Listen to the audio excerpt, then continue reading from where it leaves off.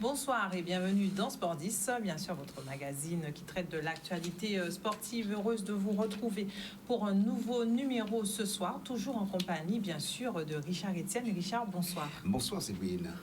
Et oui, donc on est reparti pour bien sûr le programme du week-end. Il n'y aura pas que ça. Et donc ce soir, nous avons le plaisir de recevoir la présidente de la Ligue de karaté, Madame Enide Gantois. Bonsoir. Bonsoir. Avec qui, bien sûr, on abordera le championnat de Guadeloupe de combat qui donc aura lieu demain. Et donc, elle va nous conter toutes ces péripéties pour pouvoir organiser ce fameux championnat. On parlera également de la formation des arbitres dans le foot avec Charles Cortin qui est formateur. Et donc, Charles, bonsoir. Bonsoir tout le monde. Et donc, on reviendra bien sûr, Richard, sur la formation des arbitres. Chose très, très importante parce qu'on le sait, s'il n'y a pas d'arbitre, il n'y a pas de jeu. Il n'y a pas de jeu. Voilà, et donc, bien sûr, vous pourrez avoir également ce soir le programme des différentes rencontres et des activités à venir durant le programme, bien sûr, toujours dans Sport 10. Voilà, donc ça y est, Richard, le décor est planté pour ce soir. Oui, ça c'est vrai, décor planté, peut-être avec le karaté d'abord, honneur aux dames, puisque... Honneur aux dames. Voilà. Et on commence donc avec Enide Gantois. Donc demain a lieu donc le championnat donc de combat dans toutes les catégories quasiment. Alors expliquez-nous, ça a été difficile de pouvoir planifier ce championnat. Bonsoir à vous tous déjà, et puis bonsoir à tous les téléspectateurs de Canal 10. Effectivement, il y a toujours des soucis pour eux, mais je ne rechigne pas la tâche. Quand il faut y aller, il faut y aller. Donc je remercie déjà la ville des Abîmes qui a bien voulu mettre à notre disposition une salle pour pouvoir organiser les championnats de la Guadeloupe combat. Donc c'est pour des minimes jusqu'aux vétérans, filles et garçons. Alors ça se passe bien sûr demain à la salle, au gymnase de Téléméro des Abîmes à partir de 14h. Donc j'attends tout le public, c'est gratuit en plus. Donc venez encourager un petit peu nos compétiteurs. Alors justement, donc ce championnat, c'est la première grande compétition de combat de cette année. Comment du coup tout ceci s'est agencé depuis, on va dire, la reprise des activités réellement depuis, on va dire, post-Covid? Ah oui, ça n'a pas été très facile. Mais bon, on se bat, Les jeunes sont là, ils ont besoin de compétition. Et on commence toujours par les coupes. Il y a eu la coupe déjà de la Guadeloupe combat. Et là, ça se termine par les championnats de la Guadeloupe. Championnat, bien sûr, qualificatif pour les championnats de France. Voilà. Vous attendez combien de compétiteurs sur ce championnat? Surtout que, bon, là, effectivement, ça commence à 14h, mais comme vous l'avez dit, vous allez avoir les minimes, les cadets, les juniors, les seniors et les vétérans. Donc, c'est une belle brochette qu'on va pouvoir admirer ce samedi, justement, au gymnase de Dotémar. Absolument. Quand il s'agit de combat, tous les clubs sont en émoi et on arrive à avoir 60 à 70 combattants.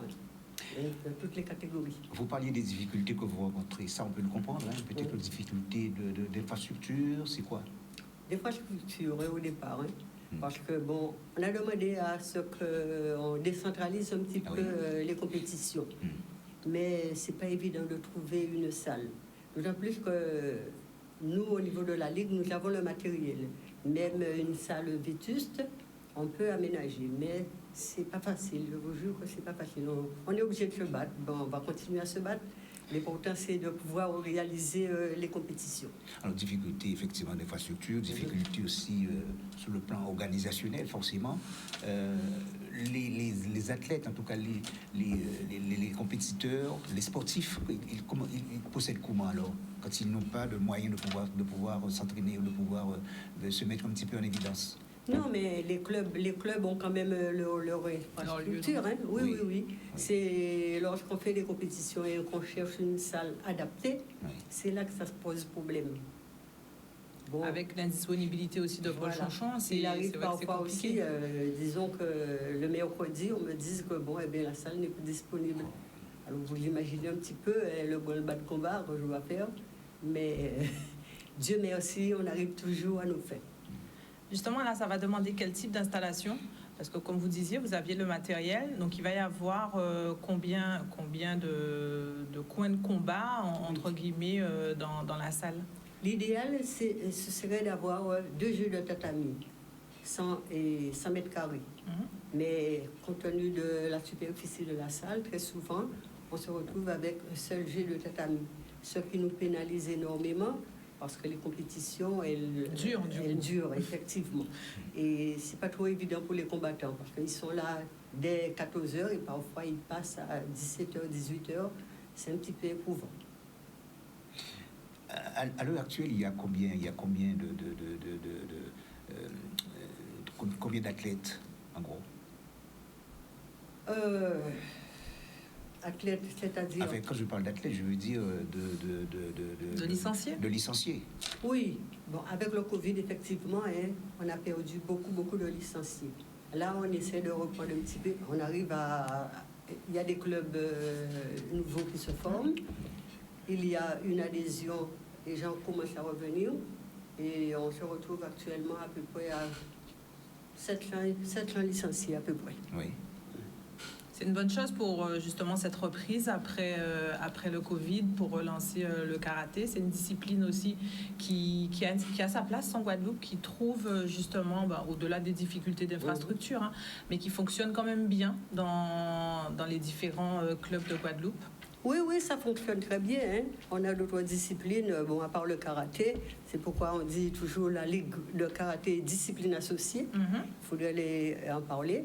Mais ça marche très bien et puis les adhérents commencent à revenir. Parce que j'avais peur effectivement du Covid et puis vous savez que la plupart des gens ne voulaient pas se faire vacciner. Donc, mais là, ça commence à reprendre, heureusement pour nous.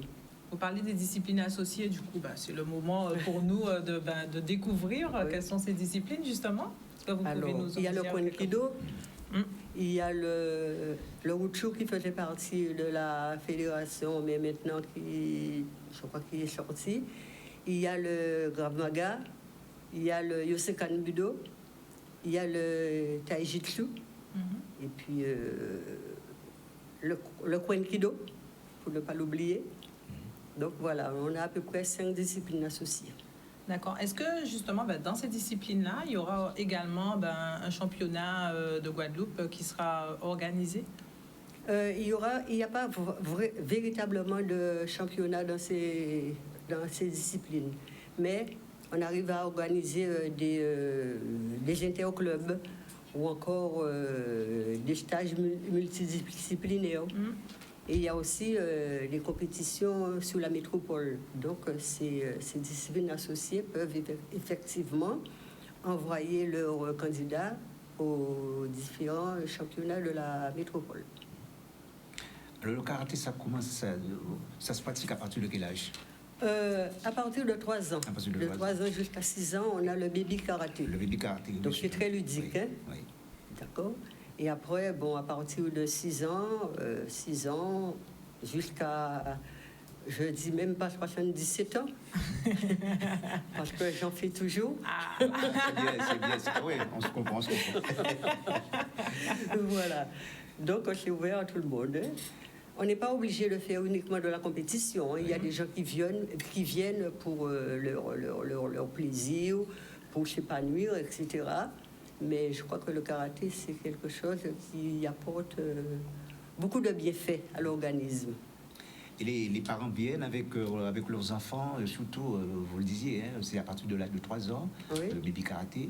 Il y a des parents qui viennent avec leurs enfants pour la pratique de la discipline, de ce côté ludique. Les parents, très souvent, ils viennent, ils restent là à regarder les enfants travailler. Mais j'aurais voulu aussi que ses parents s'investissent, participent aussi. C'est toujours agréable. Alors, Voilà, donc on rappelle donc que demain ce grand rendez-vous, donc championnat de la Guadeloupe, mis dans les catégories minimes, cadets, juniors, seniors et vétérans. Est-ce que justement dans le développement du karaté, on ambitionne aussi un peu comme le judo, d'avoir cette partie un peu sport comme au Pôle Espoir, avoir un pôle karaté qui pourrait se développer, qui pourrait voir le jour, parce qu'on sait aussi que c'est une discipline qui peut être porteuse pour nos athlètes. Est-ce que dans votre développement, vous avez cette ambition, vous avez cet objectif en ligne de mire? Non seulement on avait cette ambition, mais on avait déjà un dossier qui était prêt. Et malheureusement, M. Covid est venu et puis a retardé tout cela. Mais on est en train de remettre la machine en marche. Et je pense que souhaitons d'ici l'année prochaine, on pourra avoir un pôle pour pouvoir entraîner nos athlètes et les rendre vraiment compétitifs. Oui, c'est vrai que ça nous oblige à parler un petit peu de ce qui s'est passé dans le temps avec Gilles Cherdieu, par exemple, et qui a été champion du monde. Ah oui. Ensuite, je me souviens, en 1996, alors que c'est une discipline, il faut dire, le karaté a pris naissance, c'est-à-dire le championnat du monde a commencé, je crois, en 1970, donc ça ne nous rajeunit pas. Bon, est-ce que dans votre objectif, vous envisagez, pourquoi pas, d'avoir un futur Gilles Cherdieu qui est originaire de la Guadeloupe? Ben pourquoi pas, hein, parce que récemment, il y a eu les championnats. Oui, les championnats d'Europe de karaté. Oui. D'accord? Et nous avons un élève qui sortait de mon club, Hendrik Confiac. Eh bien, il a porté haut les couleurs de la Guadeloupe, de la France terre, mais aussi de la Guadeloupe. Donc, il a été champion d'Europe, pardon. Et il continue sur sa lancée. Je pense qu'il envisage déjà les championnats du monde. Et on est avec lui de tout cœur. On l'encourage à y aller. Très bonne discipline. Donc, on se rend compte qu'il y a de la matière, il y a de quoi faire. Tout à fait. Effectivement, pour le karaté et pouvoir faire émerger des champions malgré les difficultés, tout comme dans les autres disciplines. Je dis toujours que c'est une passion. Hein. Quand on est passionné, eh bien, on veut voir sa discipline émerger, briller.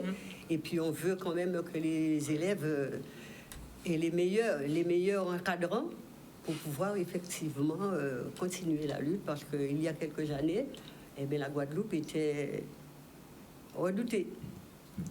Chaque fois qu'on arrivait à Coubertin, on disait « Encore la Guadeloupe !» Parce qu'ils savaient très bien qu'ils allaient prendre, excusez-moi, le raclé. Mais j'aurais aimé que ça revienne. De la motivation chez les jeunes, c'est ce qu'il leur faut maintenant. Vous, à titre personnel, puisque vous êtes pratiquante même de la discipline, vous êtes arrivé à quel niveau? Pardon? Vous êtes arrivé à quel niveau, puisque vous pratiquez la discipline? Oui, mais on a...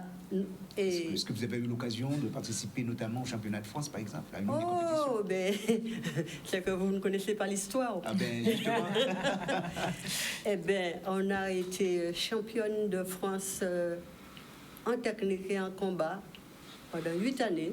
Oui. Et nous avons été la première équipe à remporter à la France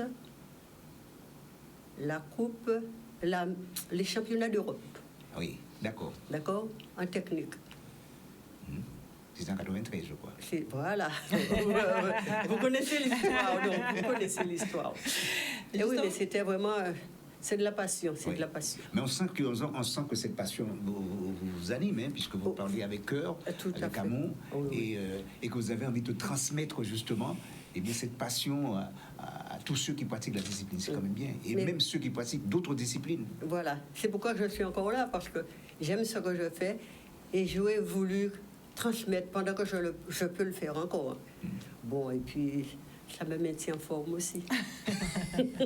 Justement, dans cette partie technique, là aussi, c'est important, quand on voit l'exécution des mouvements, c'est vraiment aussi, ça demande une grosse maîtrise et beaucoup de travail. Et là aussi, on se rend compte que c'est vraiment kiff-kiff quoi, dans cette partie. Certes, il y a la partie combat, mais la partie aussi technique a beaucoup d'importance et on voit aussi que chez nous, les athlètes guadeloupéens, c'est très très bien développé et même très très bien maîtrisé. La partie technique est très importante. Je dis toujours que quand on est un bon technicien, on est forcément un bon combattant. Parce qu'on sait comment donner un coup de poing, comment donner un coup de pied. On est forcément un bon combattant. Mais, comme je dis aux élèves tout le temps, il ne suffit pas de bénéficier de 3 heures de cours par semaine pour être un champion. On a un travail très personnel à faire. On apprend des choses, on vous donne des techniques au club, mais là, il va falloir les travailler et puis en faire des armes secrètes parfois.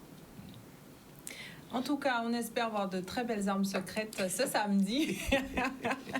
Et donc, on donne du côté de Dotemar. Et donc, on donne rendez-vous, bien sûr, à tout le monde pour venir assister à ce championnat. On rappelle que c'est gratuit en plus. Oui, c'est gratuit. Et qu'il va y avoir de la belle compétition, donc de 14h jusqu'à... Ah oui, jusqu'à, bon... On ne sait pas. Disons qu'on va commencer à partir de 14h. Voilà. Pour la suite. Ça peut se terminer aussi le lendemain. Non. non. Il aurait fallu qu'il y ait une panne quelque part. Et puis, on ne sait jamais. Peut-être que l'éclairage... Oui. En ce moment aussi, on est un peu contraint vu au rythme des coupures d'électricité. Oui. Donc ça aussi, ça peut être du coup un frein, mais bon, on ne vous le souhaite pas. Non. On croise les doigts. On croise les doigts, voilà. Voilà, Richard, et on enchaîne avec... Je vous remercie de m'avoir invité. Avec plaisir. Je crois que ça donne un peu d'élan à notre karaté. Merci pour votre coopération. Avec plaisir. Oui, c'est toujours avec nous, de toute façon. D'accord. Mais justement, on va parler d'une autre discipline, c'est-à-dire c'est le football. Mais c'est à peu près la même chanson, c'est à peu près les mêmes choses. Charles Cortin, vous êtes formateur des arbitres. Donc formateur et en même temps, vous êtes observateur, on est bien d'accord? Tout à fait. Déjà, bonsoir tout le monde. Alors, je tiens à remercier déjà Steve Zabo, le président de la CRA. Oui. C'est lui qui il m'a sollicité pour l'aider à ce poste en tant que formateur. Oui. Et ça a été validé par le président de la Ligue, M. Jean Dartron. Alors, moi, je suis en formation pour les arbitres. En fait, on essaie de faire une formation une fois par mois, voire 2 fois par mois quand c'est possible, pour tous les arbitres R1, R2 et R3. Est-ce que tous les arbitres R1 et R2 y adhèrent? Alors, je ne dirais pas tous les arbitres, parce que malheureusement, vous savez, on a déjà la contrainte du calendrier. Oui. Quand il y a formation, il y a match aussi. Donc, il y a certains arbitres qui sont déjà désignés sur certains matchs, y compris quand ils sont à Marie-Galante. On a la spécificité de Marie-Galante, ils doivent partir la veille, donc ils ne peuvent pas assister à certaines formations.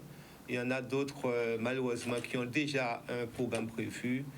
Mais on va dire qu'on espère qu'il y aura de plus en plus d'arbitres qui vont adhérer à cette formation. D'accord, cette formation d'arbitre. Voilà. Alors, c'est vrai que vous êtes chargé d'accueillir d'abord les nouveaux arbitres. Aussi les nouveaux, oui. De les accueillir. Parce qu'on fait d'abord une FIA pour les nouveaux arbitres, pour détecter les nouveaux talents, ceux qui sont intéressés par l'arbitrage. Et on essaie de les accompagner. Mais malheureusement, encore une fois, il y a un manque de personnel volontaire pour pouvoir les accompagner au début de leur carrière. Alors, comment expliquer ça? Malheureusement, tout le monde sait que c'est toujours du bénévolat. Et qui peut mieux accompagner les arbitres que les arbitres eux-mêmes? Malheureusement, les arbitres sont déjà en compétition le week-end. Alors, c'est un peu compliqué de demander aux arbitres aussi d'accompagner des jeunes arbitres. Mais on espère que ça va se mettre en place et j'espère que ça va adhérer. D'accord. Voilà. Alors, il y a aussi des référents arbitres dans chaque club qui sont censés accompagner. Mais bon, là, on parle plus de l'arbitrage. C'est plus du domaine du président de la CRA, M. Steve Zabo, qui connaît plus, je dirais, la partie arbitrage. Moi, je suis dans la partie formation, la formation des arbitres.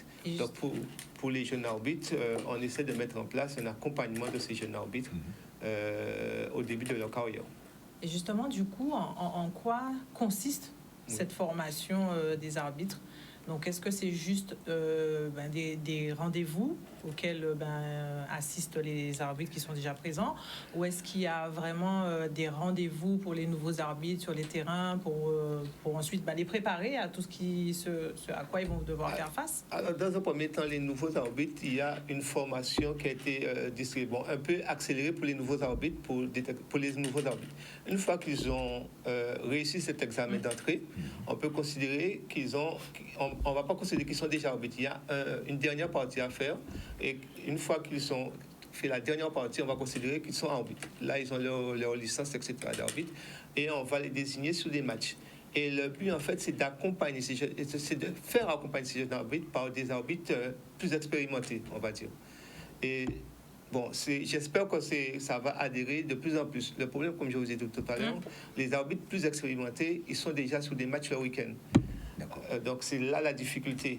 Mais il y a des référents arbitres dans chaque club qui est censé aussi accompagner un jeune arbitre lors de sa désignation. Alors, il faut savoir qu'un jeune arbitre, quand il est désigné, en général, il est désigné pas loin de son lieu de domicile.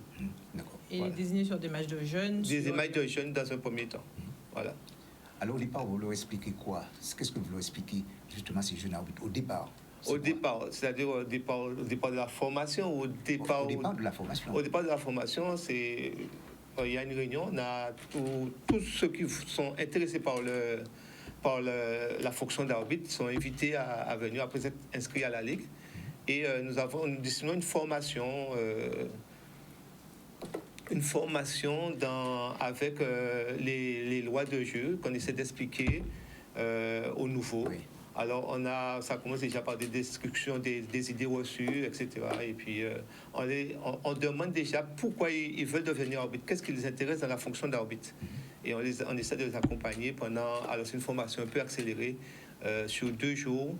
On essaie de les accompagner sur 2 jours pour voir s'ils sont vraiment intéressés. S'ils sont vraiment intéressés, ils ont un petit examen à passer pour savoir s'ils sont admis ou pas. Et l'impartialité, ça arrive à quel moment? L'impartialité, c'est pendant la formation, on leur parle de l'impartialité. Oui. Et en principe, tout arbitre est impartial. Oui. Oui. Alors ça, je tiens à le dire, tout arbitre est impartial. Oui. Ah oui. Oui. Alors, je parle du football parce que c'est le sport où je connais le plus. Mais j'espère que dans tous les sports, tous les arbitres sont... Oui. En règle générale. En règle générale. Alors, M. Courtin, vous disiez que c'est du bénévolat. Ça, on peut le comprendre. Oui. Mais est-ce qu'il y a on est là entre nous, il y a quand même un défouement? Un défouement des arbitres? Oui. Oui, mais c'est un défouement. Alors, quand vous comptez le déplacement de l'arbitre, la tenue de l'arbitre, le temps passé, bon, il y a juste un défouement, mais ce n'est pas un paiement, c'est juste un défouement. Non, je parle de défouement. Voilà, c'est un défouement. Voilà. Défouement, mais vous, en tant que formateur et observateur, oui. Vous aussi, vous avez un défouement. En observateur, on a un défouement. On va dire, en tant que formateur, on reste plus sur le bénévolat. En observateur, il y a un défouement. Il y a aussi un petit défouement pour l'observateur. Mais en tant que formateur, quand on fait des formations pour les arbitres R1, R2, R3, c'est du bénévolat. Voilà. Au-delà de ces 2 jours, oui. Donc de formation, d'intégration. Ah non, les 2 jours, il faut différencier les 2 jours de FIA et la formation. D'accord. C'est 2 choses différentes. D'accord. La formation en elle-même, elle est sur combien de temps du coup? Non, la formation en elle-même, si vous voulez, on essaie de faire 1 fois, voire 2 fois par mois. Et là, on a tous les arbitres. Tous ceux qui sont arbitres sont invités à cette formation. D'accord. Voilà. Ça se produit à Bainbridge, au lycée de Bainbridge. D'accord. Voilà. Donc, en fait, une fois que j'ai réussi le petit concours d'entrée, voilà. Donc j'ai rendez-vous deux fois par mois, voilà. Pour pouvoir parfaire, en tout cas, ma formation. Le dimanche matin, voilà. D'accord. C'est ce que je voulais savoir. C'est-à-dire que si quelqu'un n'est pas forcément accro au foot ou n'est pas un très, très gros joueur, il peut quand même devenir arbitre. Eh bien, tout à fait. D'ailleurs, l'arbitrage, c'est plus une passion. Voilà. D'accord. C'est aussi une passion. Oui. Et pour moi, ça a été une passion qui a été malheureusement, je dirais, intégrée trop tard. Mais bon, après, je m'y suis pris et puis voilà. L'essentiel, c'est de l'avoir trouvé. Tout à fait. Oui. Alors, donc, vous disiez qu'en ce moment, il y a une pénurie, quand même, d'arbitres, il faut le reconnaître. On le reconnaît, oui, tout à fait. Oui. Alors, qu'est-ce qu'il faut faire, selon vous, justement pour ramener les gens, pour ramener les jeunes surtout à l'arbitrage? Qu'est-ce qu'il faudrait faire vraiment? C'est une question qu'il faudrait poser, peut-être que je pose à Steve Zabo. Voilà. C'est lui le président de la CEA. Vous êtes formateur, vous les voyez, vous les entendez, vous êtes au plus près d'eux et quel est votre ressenti? Mais la première question qu'il faudrait se poser, qui est-ce qui veut être arbitre? Et pourtant, quand on va sur le terrain, dans les tribunes, il y a des centaines d'arbitres dans les tribunes. Oui. Par contre, parmi ces centaines d'arbitres, je dirais, qui est-ce qui a déjà pris un sifflet? Ou encore, parmi ces centaines d'arbitres, qu'est-ce qui connaît les lois du jeu? Je vous rappelle simplement que le football, c'est l'un des rares jeux où on peut jouer sans connaître les règles du jeu. Voilà. Donc... beaucoup jouent au football, ne connaissent pas les règles du jeu. Les téléspectateurs ne connaissent pas les règles du jeu. On entend vraiment du tout et du n'importe quoi dans les tribunes. Et pourtant, il y a un manque d'arbitres. Et personne ne veut passer la formation. Ou quand ils passent la formation, on ne va pas rentrer dans les détails techniques, mais quand ils passent la formation, est-ce qu'ils sont vraiment intéressés par cette fonction d'arbitre? Ou ils passent la formation pour autre chose, sans rentrer dans les détails? C'est la question qu'il faudrait se poser. Voilà. Donc, on a forcément une pénurie d'arbitres parce qu'il y en a qui passent la formation d'arbitre et on ne les retrouve plus après sur les matchs. Après, je dirais même pas après une année, on ne les retrouve plus sur les matchs. Voilà. Est-ce que l'idée, ce serait pas, ou après peut-être que ça existe aussi au foot, mais que par club, il y ait l'obligation d'avoir un certain nombre d'arbitres? C'est le cas. C'est pour ça que je ne voulais pas rentrer dans les détails. C'était ça C'est le cas. Un club affilié à la Ligue doit présenter un certain nombre d'arbitres. Oui. Sous peine de sanction. Voilà. Mais est-ce qu'à ce moment-là, donc pour aller plus loin encore, est-ce que donc cet arbitre-là ne devrait pas avoir obligation, au-delà d'être juste arbitre, d'avoir l'obligation au moins d'arbitrer un nombre de matchs sur la saison? C'est aussi le cas. Ah, et malgré tout, ça arrive. C'est aussi le cas. Un arbitre, pour couvrir son club, a l'obligation d'arbitrer un certain nombre de matchs sur une saison. Mais malgré cela, on a une pénurie d'arbitres. Donc il y a des clubs qui sont en infraction. Et qui préfèrent du coup, donc l'infraction. Je ne sais pas. Mais il y a des clubs qui sont en infraction. Oui. Mais après, pour le reste, je ne sais pas. Elle est prudente. Oui. Il ne s'avance pas. Alors, monsieur Courtin, quand on est formateur et observateur aussi en même temps, on doit s'intéresser, je le suppose, disons, aux modifications des lois. Exactement. Puisque ça change régulièrement. Vous êtes au fait de l'événement, vous êtes au fait quand même des modifications qui peuvent arriver à n'importe quel moment. On est au fait des modifications, effectivement, parce que chaque année, il y a des modifications des lois du jeu. Et on va dire, surtout qu'il y a eu la dernière Coupe du Monde aussi, donc il y a eu des modifications, certaines modifications de lois du jeu. Donc, moi, en tant que formateur, je fais sur aussi des formations pour pouvoir après... faire la formation en compagnie de Steve et d'autres formateurs pour les arbitres. Tous les arbitres. Et vous recevez les documents oui, le président reçoit tous les documents, les nouvelles modifications, mais tout le monde peut se renseigner, et je dis tout le monde peut se renseigner des nouvelles modifications des lois du jeu. Les arbitres sont censés avoir, entre guillemets, un livre, le livre des arbitres, et sinon, tout un chacun. La petite somme, je crois, de 29 €. Je n'ai pas la somme en tête, mais il y a une somme, effectivement. Alors, un défraiement couvre largement la somme du livre, évidemment. Et sinon, je disais que tout le monde peut être au fait des nouvelles modifications des lois du jeu, et même des lois du jeu, tout simplement en consultant l'IFAB sur Internet, tout simplement. Oui. Voilà. Oui.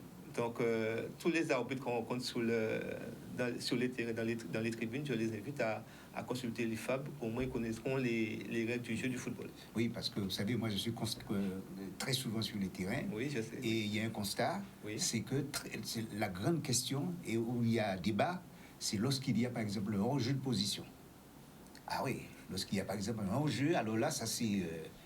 Oui, on entend du tout et du n'importe quoi. Alors, pour ne pas revenir d'avoir 11 hors-jeu, alors on entend du tout et du n'importe quoi. Et pourtant, il y a... Alors, un petit rappel, justement, à quel moment qu'on est vraiment, que l'attaquant est vraiment en position de hors-jeu? Alors, il faut savoir, dans un premier temps, la position de hors-jeu, ce n'est pas une infraction en soi. Oui. Un attaquant peut passer tout son match en position de hors-jeu. Tant qu'il ne reçoit pas le ballon? Il n'y a pas que ça. Il n'y a pas que ça. Alors, c'est un peu plus complexe. Il n'y a pas que ça. Mais il peut passer tout son match en position de hors-jeu. Et il peut même recevoir le ballon Et est-ce qu'il sera considéré en position de hors-jeu quand il va recevoir le ballon? Voilà, là, c'est notre débat. Alors, vous me oui, demandez non, la règle du du hors-jeu. C'est la loi 11. Je peux vous dire, résumer la loi 11, ça serait vite fait et peut-être mal interprété. Oui. J'inviterai tout le monde à vérifier la loi 11. Mais il y a beaucoup de cas différents. On peut dire le cas tout simple, le hors-jeu, ce n'est pas une position, c'est pas une infraction en soi.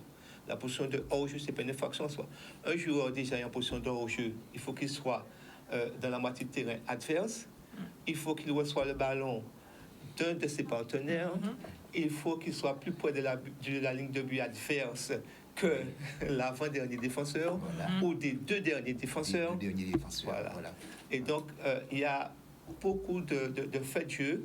On voit en formation. Moi, j'ai vu en formation que la position de hors-jeu, ça dépend. Il y a beaucoup de cas possibles. Le ballon peut être transmis par un de ses partenaires, mais ça a été détourné par un défenseur. Alors, à quel moment on considère que le défenseur a détourné le ballon pour que le joueur soit remis en position de, soit remis en jeu ou reste toujours en position de hors-jeu? Alors, c'est pas évident. Et bien sûr, vous nous expliquez tout ça, mais sur un match, ça se passe en 2 secondes, l'arbitre a une décision à prendre. Alors, je dirais le trio arbitral. Le trio arbitral à 2 secondes. Alors, pour moi, il y a toujours deux arbitres concernés. C'est l'assistant concerné et l'arbitre central. Voilà. Bien, écoutez, c'est bien, hein, toutes ces informations Ah ben reçues oui, c'est de parce monsieur que après il faut être Charles Quentin. tolérant avec les arbitres. Exactement. Alors, on est tolérant avec tous les joueurs, on n'est pas tolérant avec des arbitres. Voilà. Votre prochaine formation, c'est quand? La prochaine formation, si je ne me trompe, c'est le 19, dans deux dimanches du mois de février. D'accord. Généralement, ça se passe où? Ça se passe au lycée de Benwich. D'accord. C'est le dernier dimanche, alors le 26. On viendra assister à votre formation. Oui, il n'y a pas de souci. Il faudrait demander l'autorisation à M. Steve Zabou, c'est lui le président de la CR. C'est lui qui est en charge de tout ce qui concerne l'arbitrage, c'est M. Steve Zabou.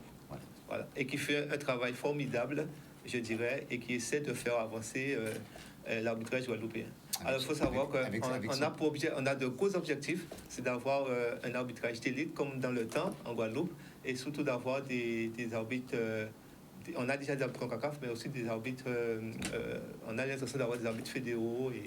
Oui, voilà. Mais c'est vrai, le seul arbitre fédéral que nous avons, et je me demande d'ailleurs, est-ce qu'il est toujours en activité, c'est Zabo, hein? Zabo n'est plus en activité. Justement, il y avait Antoine aussi qui était fédéral. Mais Woody Antoine. Oui. Mais là, le problème, c'est qu'on n'a plus de fédéraux. C'est quand même quelque chose, ça, en Guadeloupe. En Guadeloupe, oui. Mais on travaille, on essaie de faire un travail pour retrouver l'élite dont faisait partie il y a quelques années. Voilà. Merci en tout cas pour toutes ces belles précisions et comme je vous ai dit, avec toutes ces informations, j'espère que vous serez un peu plus tolérants dans les grades. Je sais que la passion l'emporte. C'est vrai, on a envie de voir gagner son équipe et on cherche toujours un coupable. Mais pas n'importe quel. Et en général, c'est toujours l'arbitre. Mais bon. Vous avez bien compris, c'est une sportive qui parle. Mais bon, effectivement, il faut quand même des arbitres et donc il faut qu'ils soient là pour nous permettre, bien sûr, de nous exprimer sur les terrains ou même sur les tatamis, n'est-ce pas, aussi. Mais oui, karaté, on a des arbitres. Je me rends compte que le football a les mêmes problèmes. Quand nous avons les mêmes problèmes, mais l'arbitrage, il manque des arbitres. Oui. Et très souvent, on est obligé, au lieu de faire... Mais oui, au lieu de faire deux tableaux, on est obligé de faire un seul tableau parce que nous, des arbitres en ont marre. Donc, il faut qu'on fasse attention. Donc justement, en parlant de tableau, Richard, on va passer au programme de ce week-end et on commence bien sûr par le foot. On commence par le foot puisqu'on va disputer les dernières rencontres concernant les matchs allés, avant les playoffs justement. Bon, on peut dire simplement qu'on connaît quasiment les 4 équipes ou les 8 équipes qui vont jouer les playoffs. Mais avant justement de parler de cette 18e journée, on va revenir sur un match qui valait le déplacement. Il fallait obligatoirement voir cette rencontre. C'est l'USBM Phare de Petit Canal. C'est un reportage dont les images sont signées Maxime Ouel. Match de référence pour les deux équipes qui vont s'affronter. En cas de victoire de l'USBM en bleu à l'écran, il s'empare du fauteuil de leader. Les Canadiens qui n'ont pas fait le voyage, en victime expiatoire, visent à soigner leur capital de points avant d'entamer la deuxième partie du championnat. Une partition bien maîtrisée par les Canadiens.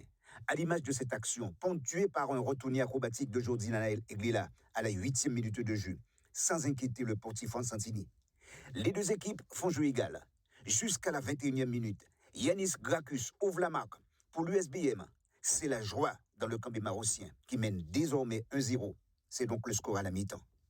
De retour des vestiaires, changement de stratégie pour les Canadiens. Beaucoup d'attaques offensives bloquées par la défense bémarossienne.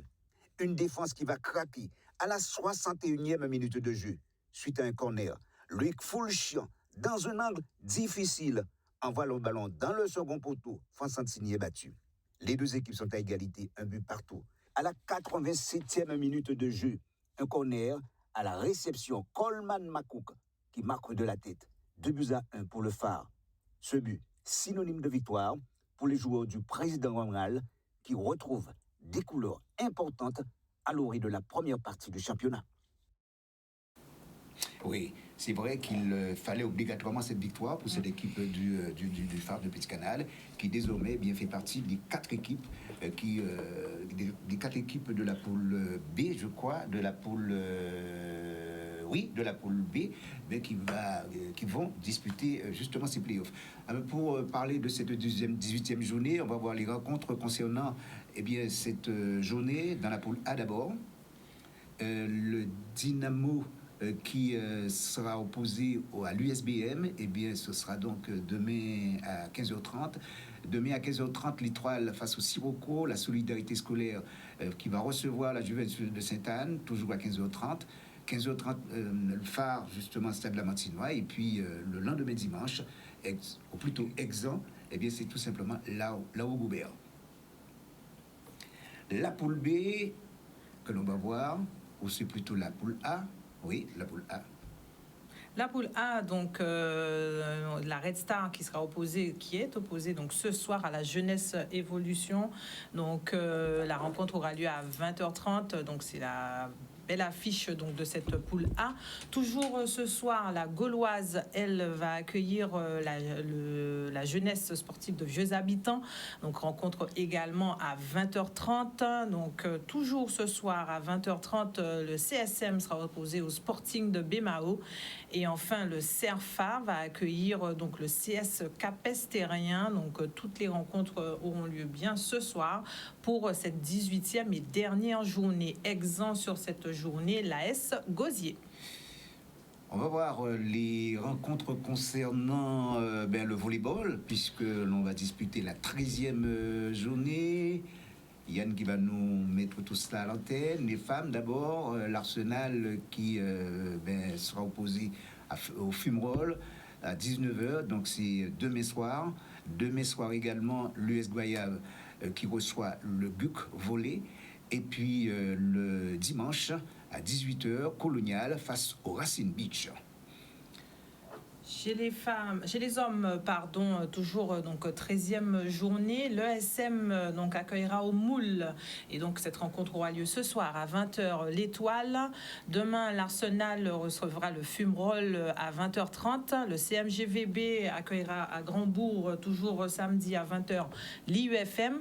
L'US Goyave accueillera le GUC volley à Capester à 19h30 toujours le samedi.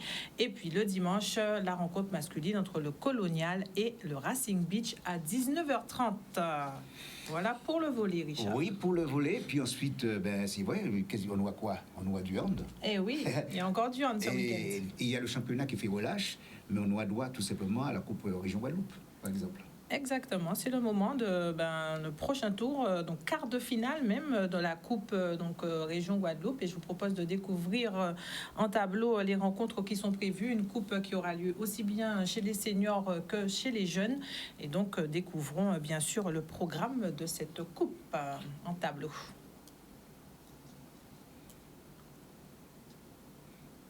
non, on est encore à la Coupe Région Guadeloupe. On est un petit peu en avance là. Donc le temps, bien sûr, que Yann retrouve donc les fichiers hand. On peut, s'il le souhaite, passer à la limite au basket et revenir au hand tout à l'heure. Donc au basket, une nouvelle journée de championnat, Richard. Et donc chez les femmes, 2 rencontres. On commence par les hommes alors. Alors, chez les hommes, le New Star, ce match est reporté entre le New Star et le BMBC. Et demain, à partir de 20h, l'AS Vatab sera opposé à La Roger. Demain soir, 20h30, le GGB qui va recevoir l'Étoile de l'Ouest. Le Flyer qui sera opposé au Cinoir. Demain soir également, ça va se passer au gymnase de Baïf. Le GIX qui va rencontrer le Banello, ce sera au gymnase du Môle demain soir à 20h, et la MJCA qui va recevoir l'USCR le dimanche à 18h30, ça va se passer au gymnase de Sainte-Rose. Alors au classement, on peut dire que l'Étoile de l'Ouest occupe la première place avec un total de 24 points. Juste derrière, il y a La Roger 23, 21 pour le New Star qui est 3e, 4e le BMBC avec 20 points, 19 points pour la MJCA qui est 5e, 6e l'USCR avec 18 points également pour le Banello 7e, 8e le Cinoir avec le même nombre de points, 18, 9e le GGB 16 points, 10e c'est le GIX avec 16 points, 12 points pour Vatable, et puis à la 12e place, bien entendu, on trouve le Flyer qui totalise le même nombre de points, c'est-à-dire 12. Il va y avoir une belle bagarre pour la qualification pour les playoffs et cette 4e place qui, même 3e encore, on va dire que les choses sont serrées.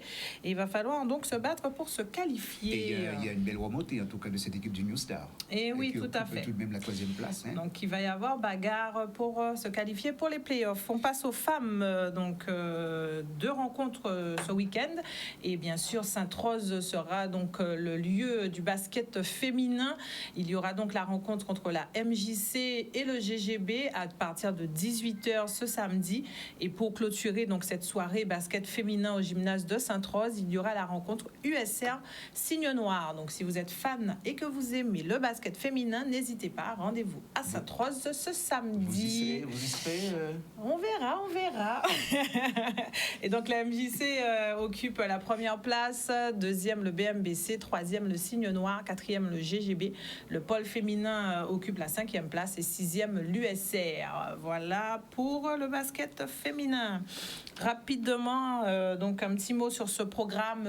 On n'a pas retrouvé donc les fichiers, mais je vous donne rapidement le programme des quarts de finale de la Coupe. Donc le Zion-La sera opposé à la JSA. Les rencontres auront lieu donc ce soir à 19h30 à Petit Canal. La JTR sera opposée à l'Intrépide à 19h45 à Trois-Rivières. La ZUP sera opposée à l'Étoile à 20h à Bémao. Et ce samedi, il y aura donc la dernière rencontre. Le Pointe-à-Pitre Handball sera opposé donc à Caps Hand. Et donc c'est à 18h et ça ce sera à Petit Canal. Et donc c'est ce samedi. Chez les hommes, donc l'Intrépide sera opposé à l'Infini Handball. Cette rencontre aura lieu ce soir à 19h30 à Douville. Elle a déjà même commencé. L'Étoile sera opposée donc à la JSA ce samedi à 20h30 à Petit Canal. La rencontre Signe Noir gauloise n'a pas encore eu de date, mais elle aura lieu en tout cas à Baïf. Et dernière rencontre Zion-La qui sera opposée à la ZUP et cette rencontre aura lieu mercredi à 20h à Petit Canal. Voilà, donc avant de se quitter, un petit mot bien sûr en bref. Sachez que la compétition d'athlétisme prévue demain, donc les concours et courses bien sûr sont annulés à cause de l'indisponibilité du stade de Bémao. Et puis tout à l'heure vous avez vu l'image, en bref toujours, le All-Star Game de futsal en Ufolep aura lieu donc le 26 février. Donc en attendant ce grand rendez-vous, le public pouvait voter pour les 2 capitaines qui seront donc à la tête des équipes qui vont se raffronter. Les résultats sont tombés hier. Donc c'est Morgane Touloucanon qui sera donc le capitaine donc de l'équipe de la team Grava. Il est donc du Fax Nation. Et de l'autre côté, dans la team Flagy, c'est Mélaïque Breter donc de la Jinga qui sera donc le capitaine. Vous pourrez également suivre la composition des 2 équipes. Donc c'est prévu le 12 à 14h sur l'Instagram Orma Futsal. Voilà, on a fait le tour. On essaie de pas trop traîner, Richard. Oui, bien sûr. Et donc, un dernier mot pour nos invités. On rappelle le grand rendez-vous de karaté avec Élite Gantois. Un petit mot rapide. Oui, bien, demain, c'est le grand rendez-vous, effectivement. J'invite le public à venir assister, à encourager nos jeunes. Et j'espère que Canal Plus sera avec nous. Pardon, oh là, non, excusez-moi. Oui, non, mais on au même niveau. J'espère que Canal Plus sera avec nous. On sera là. Merci beaucoup. Et puis Charles Courtin, le mot de la fin. Le mot de la fin, je dirais que les tribunes devront être plus tolérants envers les arbitres. Voilà, ça a été dit, on accepte. Voilà. Très bien, soyez tolérants. Voilà, donc merci en tout cas de nous avoir suivis. On se donne rendez-vous lundi avec Pascal dans Challenge Sport 10 et bien sûr, passez un très bon week-end sportif. Et comme je vous dis tous les jours, bien sûr, allez applaudir nos champions et les encourager. Bonne soirée à vous. Bonsoir à tous et à bientôt. Merci.